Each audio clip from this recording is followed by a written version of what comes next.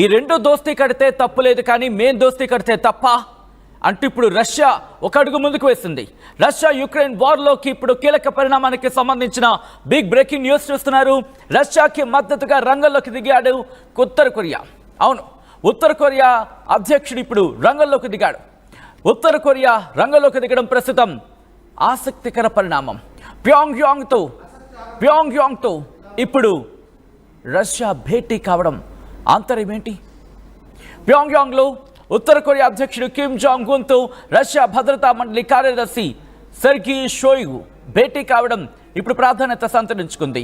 కీవ్తో యుద్ధానికి రష్యా బేషరతుగా మద్దతు ఇస్తున్నట్లు కిమ్ ప్రకటించాడు. కిమ్ ప్రకటన నేపథ్యంలో ఇప్పుడు రష్యాలో మరింత ఉత్సాహం వెల్లువెత్తుతోంది.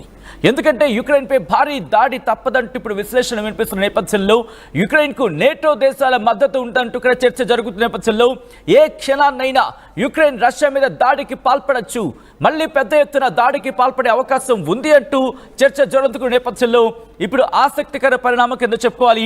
ఎందుకంటే ఉత్తర కొరియా అధ్యక్షుడు కిమ్ జాంగ్ ఉన్ రంగంలోకి దిగాడంటే ఆట వేరే లెక్కలో ఉంటుంది. తిక్కరేగితే ఒక్కసారి తోలు తీసి చేతిలో పెడతానంటాడు.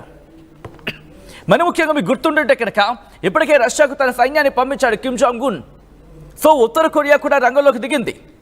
ఇండైరెక్ట్గాను ఉత్తర కొరియా ఇప్పుడు రష్యాకి పూర్తి స్థాయిలో మద్దతు ఇచ్చేందుకు సిద్ధమైపోయింది.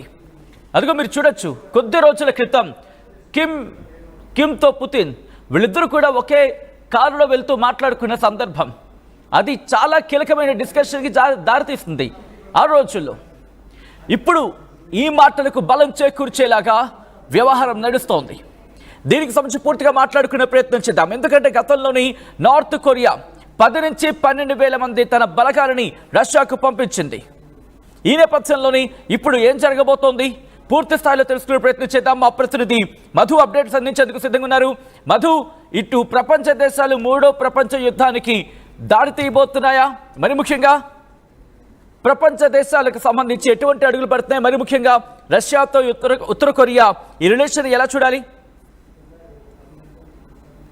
ఆల్రైట్, మరి కాసేపట్లో మా ప్రతినిధి మధు దగ్గరికి వెళ్ళే ప్రయత్నం చేద్దాం.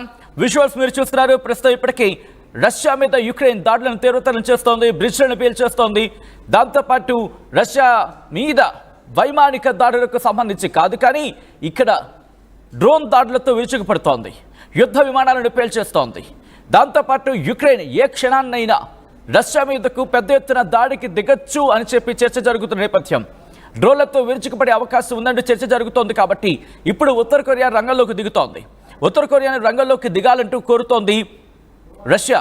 సాయం అందించేందుకు సిద్ధమంటోంది ఉత్తర కొరియా. ఎక్కడా కూడా తగ్గేదే లేదన్నట్టుగా మాటిస్తోంది. మరి ముఖ్యంగా రష్యాకు ఉత్తర కొరియాకు స్నేహ బంధం మరింత బలపడుతోందనడంలో ఎటువంటి అతిశయోక్తి లేదనే చెప్పుకోవాలి. ఏప్రిల్లో ఈ రెండు కంట్రీలకు సంబంధించి ఈ రెండు దేశాలు కూడా ఉత్తర కొరియా బలగాలను రష్యాకు పంపించేందుకు మొట్టమొదటిసారి వాళ్ళు ఫిక్స్ అయ్యారు. వాళ్ళు నిర్ణయం తీసుకున్నారు. నిర్ణయం తీసుకున్న తర్వాత ఈ రెండు దేశాలకు సంబంధించిన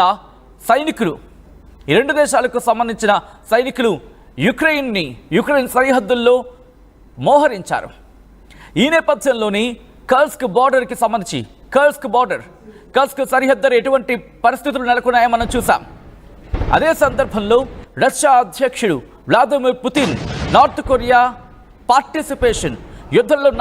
పార్టిసిపేషన్ని స్వాగతించాడు.